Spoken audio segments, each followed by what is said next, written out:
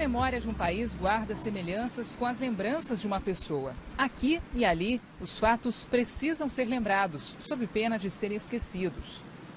A imponência do monumento erguido no meio de um parque no Rio de Janeiro parece indicar que o motivo pelo qual foi construído jamais seria esquecido. Mas não é bem assim. Você sabe por que foi construído, em homenagem a quem foi construído esse monumento grandão aqui? Cabeça, agora você me pegou de surpresa. Como fim de serviço, agora até um pouco esquecido. Eu também não sei. Nós nem somos daqui. Não. Não, aos mortos da Segunda Guerra Mundial. É feito junto com o aterro e em 64 já estava pronto.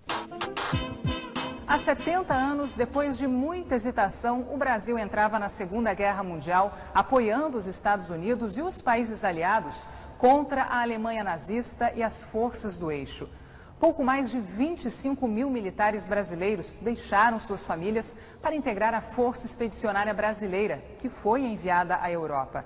Cerca de 500 morreram em combates. A Segunda Guerra Mundial deixou 50 milhões de mortos. 465 brasileiros morreram e mais de 1.500 ficaram feridos. A guerra começou a fazer vítimas entre os brasileiros muito antes do país entrar no conflito. Em março de 1941, iniciaram os ataques a embarcações mercantes de bandeira brasileira.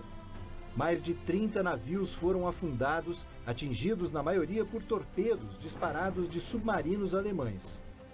Mais de 1.000 pessoas morreram nestes ataques. O povo foi às ruas, revoltado com as mortes provocadas pelo afundamento de navios. Só em agosto de 1942, pressionado também pelos Estados Unidos, o Brasil declarou guerra aos países do eixo.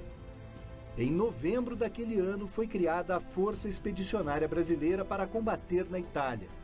A FEB se integrou ao 5º Exército Americano, que comandava as ações de guerra contra as tropas alemãs naquele país. O conflito já durava 5 anos. Os nossos soldados vinham de todas as regiões do país. Essa diversidade inspirou o hino do expedicionário. Você sabe de onde eu venho, venho do morro do engenho, das selvas dos cafezais. Por que, mesmo tão longe do conflito, o Brasil entrou nessa luta?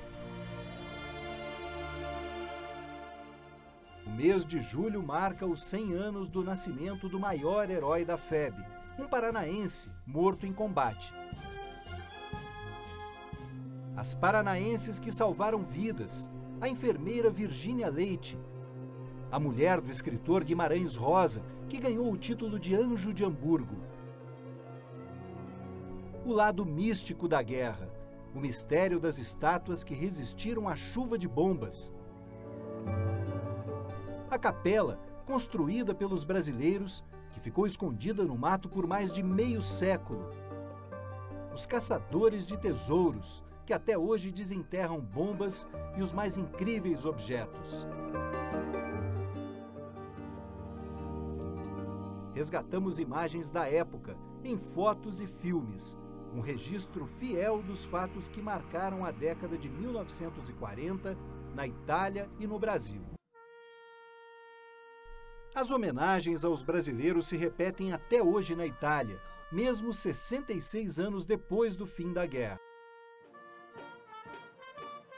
Cerimônias promovidas por autoridades, associações e pessoas que demonstram gratidão e reconhecimento pelo que a Força Expedicionária Brasileira fez naquele país.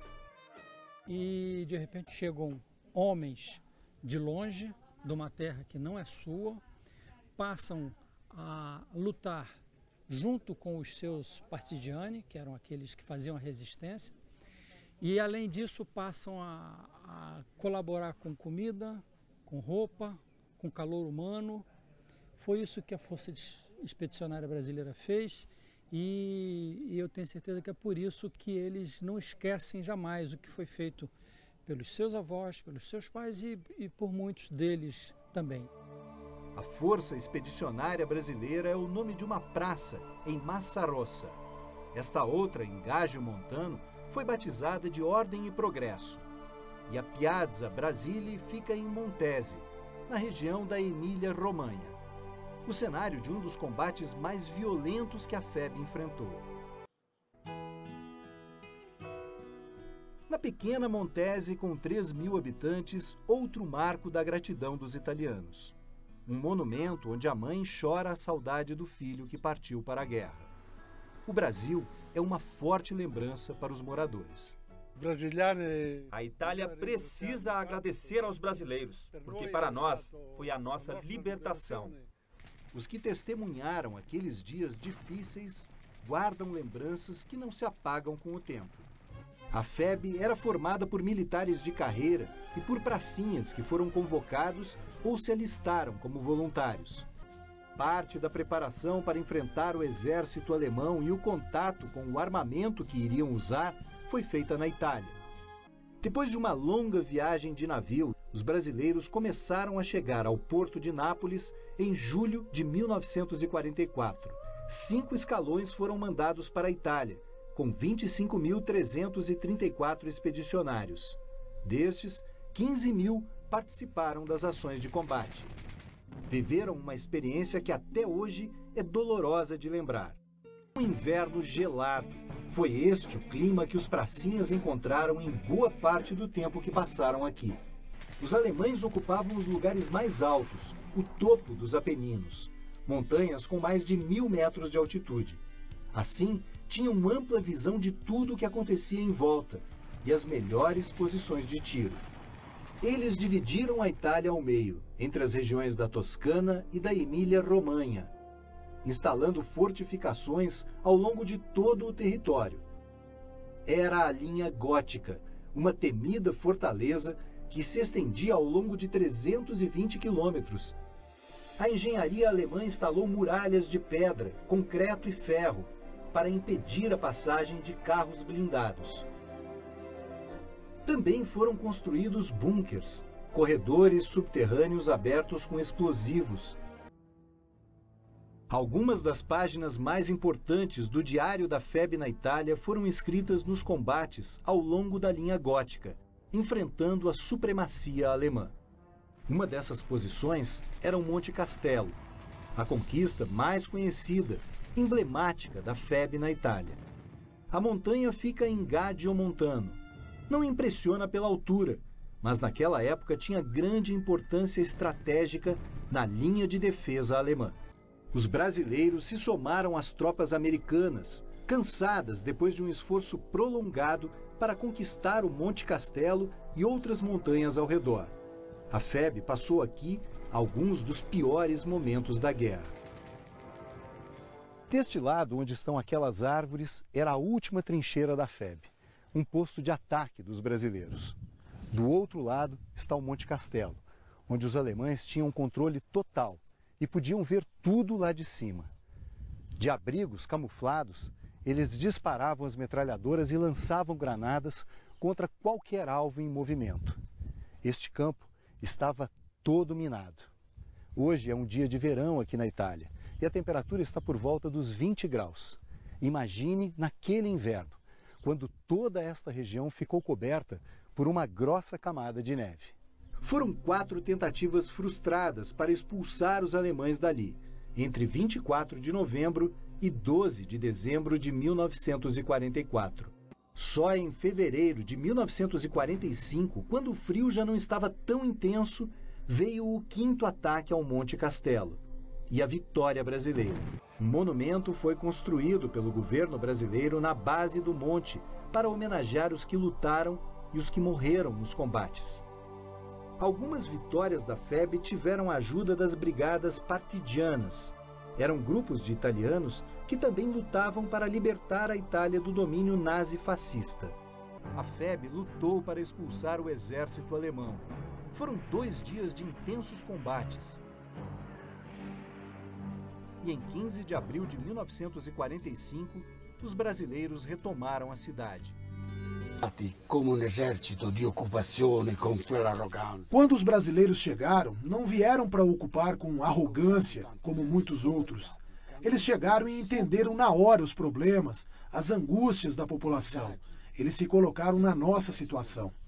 Come era messa a popolazione. Essa ligação com a Itália e as ações para recuperar o território fizeram com que os brasileiros ficassem conhecidos em muitas cidades como Liberatori, ou os Libertadores.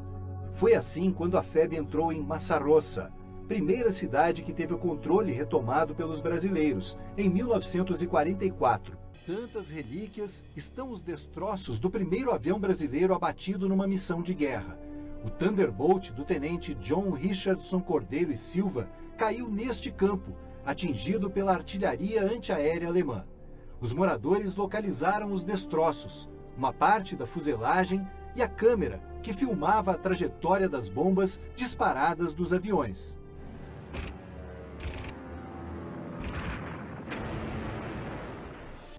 Os brasileiros buscavam apoio na fé para manter a esperança. A Catedral de Pisa tem uma forte ligação com a permanência da FEB na Itália. Era aqui que os pracinhas, acampados nas proximidades, costumavam assistir às missas. Uma delas foi especial, quando quase 5.000 expedicionários recém-chegados do Brasil se reuniram para rezar. Não há notícia de uma imagem que tenha registrado esse momento, mas existe uma gravação de um coro de soldados brasileiros neste dia cantando o hino nacional. Apesar dos ruídos da gravação, é possível ouvir ao fundo o som das bombas.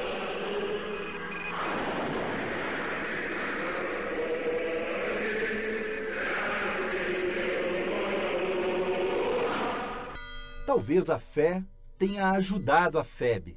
No fim de abril de 1945, a nossa participação na guerra se mostrava perto do fim. Aqui, a FEB enfrentou os últimos esforços de resistência dos alemães. E foi aqui, em Neviano de Rossi, um pequeno povoado de Fornovo di Taro, no alto desta montanha e ao lado desta antiga igreja, que foi selado o acordo para a rendição das tropas alemãs que a Força Expedicionária Brasileira já havia enfrentado em tantos outros combates.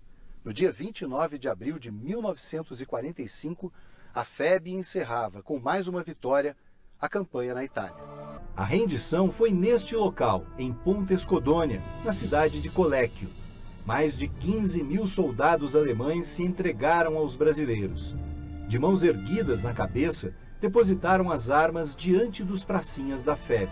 O relatório de rendição, para mim, é super emocionante. No relatório, se fala de 13 horas passando gente. Na placa está gravada a frase: os cidadãos de Colecchio lembram os valorosos militares da FEB que ofereceram a própria vida pela liberdade do nosso país.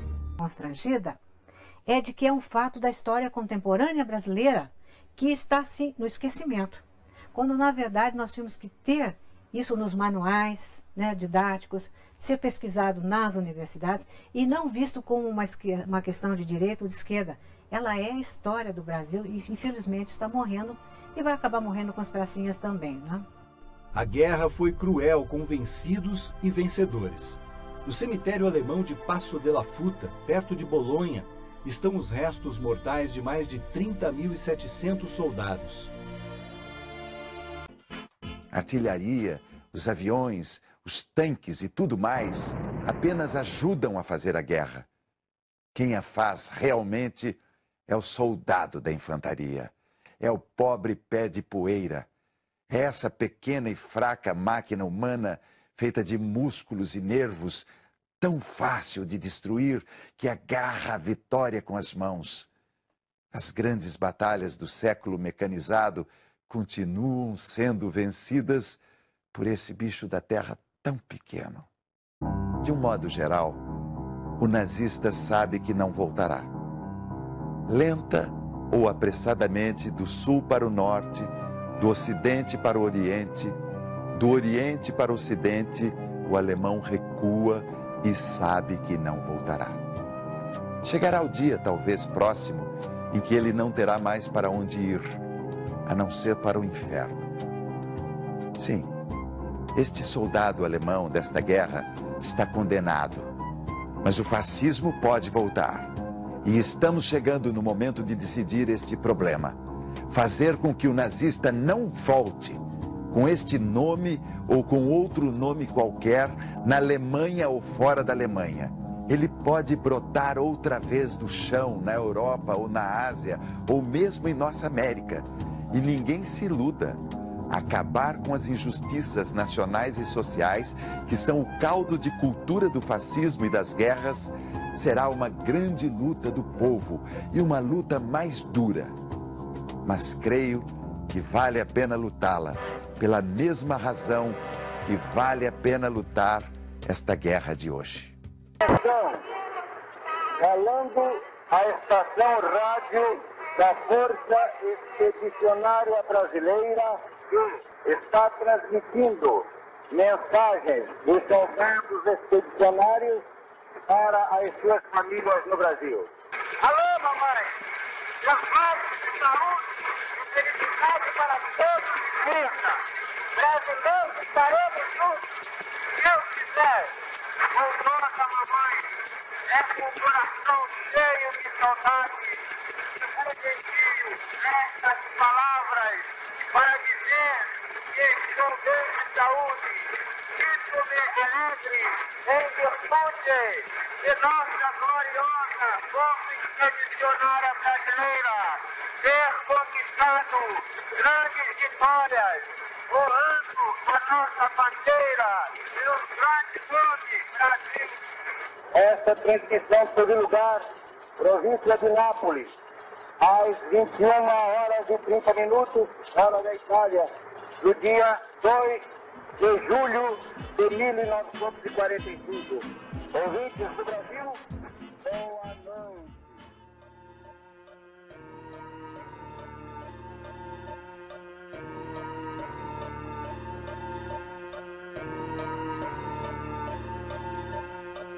Suicida, bravura, loucura, assim segue, chame do que quiser. Mas essa era a febre, sem medo de combate, muito menos de Tedesco. Pela missão dei a vida, esse foi o preço. Congelando na Itália, eu disse foda-se o frio. Em Montese eu lutei, dia 12 de abril. Thompson, M1, Colt, granada de mão. A missão era uma só, meter fogo em alemão. Então, fui voluntário de inimigo, fiz a lista. Treinado pra matar, seja nazista ou fascista. Liderei meu pelotão pra subir no Monte Forte. No fundo eu já sabia que ia encontrar a morte, mas nasci assim, sempre vivi no perigo. Perdi minha mulher, vivi pra caçar inimigo. O mar atravessei, vim do sul, Paraná, pra mostrar pra esse chucrute que a cobra ia fumar. Que fumou, sem tabu, pelo ar. Eu nunca temi as metranca alemã. Convoquei o pelotão, bora, reconhecimento. Troca tiro com Tedesco, demorou, nós tá dentro. Inverno rigoroso, o frio intenso, insano. Nem isso me impediu de furar os italianos. A morte veio de carona, importada do Brasil. E fui eu quem vi guiando pela ponta do fuzil. Primeira casa mata, chegamos e arrombamos. Não encontramos nada, então nós continuamos. Seguindo a incursão na missão, tudo bem. Tomando de assalto a terra de ninguém. Segunda casa mata, aí o pau comeu. Pipocamos com as metranca, quem odiava o judeu. Eu na linha de frente, combatente, guerreiro. Sentar o dedo pra não deixar prisioneiro. Seguindo morro acima, já pressentindo a treta. Ouvindo o fogo das metrancas sobre a nossa cabeça. Disparo pra todo lado e ninguém sabe de onde veio. Uma rajada alemã abriu meu peito ao meio. Eu não resisti, caí, mas atirando. Senti bem lentamente os meus olhos se fechando. O coração que foi parando, sangue pelo chão. Cada minuto que passava pesava a respiração. Mas não me arrependi, ainda vivo na memória. Diferente dos covardes, o meu nome entoa a glória. Fiquei marcado na história, deixei o meu legado pros infantes de agora. Sou um exemplo de soldado que não se rendeu, defendeu os ideais, que não se corrompeu e não olhou pra trás. Fiz a cobra fumar, a custo de bala e sangue. Sou Max Wolf, filho, só mais um Nazi Hunter. Entre todos que tombaram comigo no campo, a missão era matar, mas nós merecia ser coração. Se você tem liberdade, aproveite de vez. Ou não voltei pra casa porque morri por vocês.